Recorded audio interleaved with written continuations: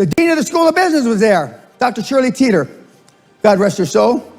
And they asked her the same question. And they said, Dr. Teeter, blah, blah, blah. He says, yes, I've known Danny a long, long time. The only thing that's changed with Danny Pena is his accomplishments have caught up with his big mouth. But the animosity for me had built up over 25 or 30 years. Because every time I told Dr. Teeter I was going to do something, I went and did it.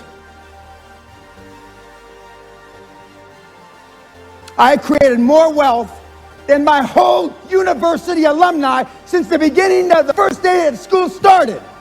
But just because I'm not the messenger that you of your choice, Michael has me here for a reason. And it's not for you to love me. That's his department. It's not for you to even like me.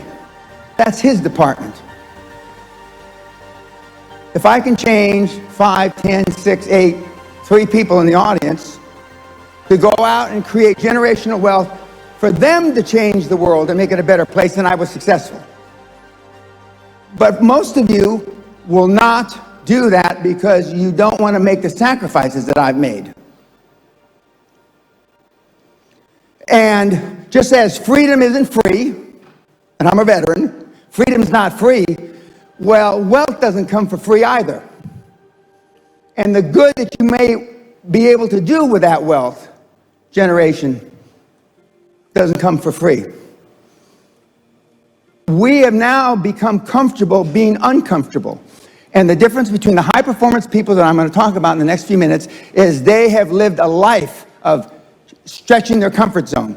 They now are living to be always uncomfortable. This is you with a big nose here, right? You got your goals over, and I'm giving you the benefit of the doubt that you write your goals down, okay? Now, you got to get by your relatives. Some of you will never get by your relatives. Next, you've got to get by your friends. Show me your friends and I'll show you your future, right? You're hanging out the pub, belching and farting, watching 10-year-old football matches on the goddamn screen. By the way, Sally and I went to a sports bar a few years ago. She didn't know what a sports bar was. And had about 30, 40 big TV screens with athletic events, you know. And Sally said, there were 2 boxers. And Sally said, aren't those guys dead now? Well, why do people come in here? A great question. And they were, Pele. When was the last time he kicked a football? Mariano. And Sally couldn't figure it out. Well, why? Anyway, those people that you're going to the sports bars, those are your friends. Then there's just general pessimists. Then there's your own guilt. Do I deserve to be wealthy beyond measure? Then there's fear, false expectations appearing real. And then there's this plain society that wants to hold you down. And that's why you don't achieve what I believe with all my heart you were meant to achieve. We were put here to be all we can be, not a fraction thereof. Not a fraction thereof. And this is what keeps us. This is what keeps us from attaining, in my judgment, our true destiny. You may not like the way I say it, but if you go and truth check me, 99.99% of what I say is absolute truth and accurate. I could say it a lot different. I could say it a lot nicer. I could wishy-washy it. But the privilege that I've had to be around high-performance people, they're not wishy-washy. There's never an easy time to make a hard decision. There's never an easy time to make a hard decision. Never.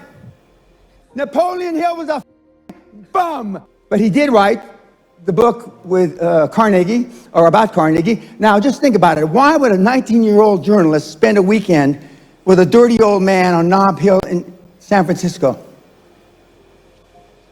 Anybody think about that? Doesn't that seem, even in the Netherlands, doesn't that sound strange? Okay, so he hired Napoleon Hill to come up with a sales idea to sell life insurance.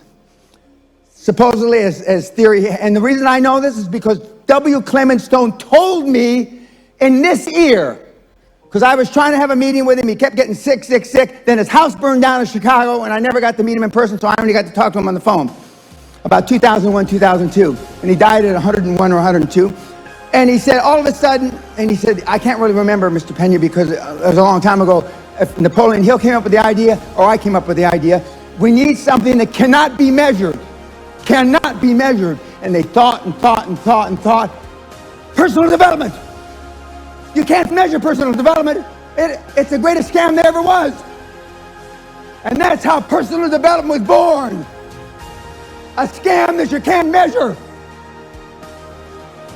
A scam that you can't measure.